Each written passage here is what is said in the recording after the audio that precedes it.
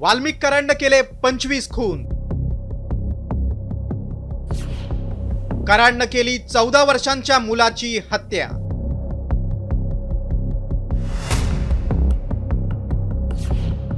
माजी अधिकाऱ्याचा खळबळजनक दावा। बीडमधील सरपंच संतोष देशमुख खून प्रकरणातला मुख्य आरोपी वाल्मिक कराडच्या क्रूरतेची पुन्हा एकदा राज्यात चर्चा सुरू झाली आहे। कारण याच वाल्मिक कराडनं आतापर्यंत 25 खून केल्याचा खळबळजनक दावा माजी PSI रणजित कासलेनं केलाय।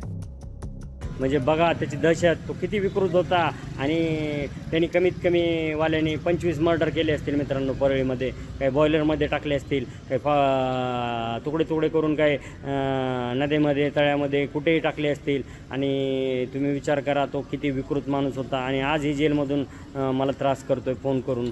ते मी उद्या दुसऱ्या व्हिडिओमध्ये मी तुम्हाला दाखवेल एका 14 वर्षाच्या मुलाचा मर्डर कशा प्रकारे केला आहे। अजून 302 दाखल नाही, मर्डरला 2 महिने झाले। फोटो आहेत माझ्याकडे, हे झाडाला नाईट पॅन्टने मर्डर घेतलेलं आहे, असं खालच्या बुंद्याला पाय चिकटलेला आहे। मी पुराव्यासकट तो व्हिडिओ उद्या मी बनवेल।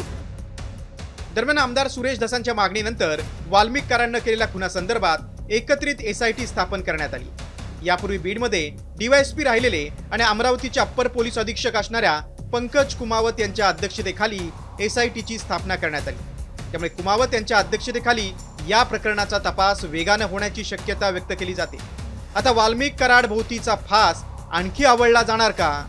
वाल्मिक कराडमुळे कुणाच्या अडचणी वाढणार हे पाहणं महत्त्वाचं ठरणार आहे। ब्युरो रिपोर्ट, साम TV न्यूज।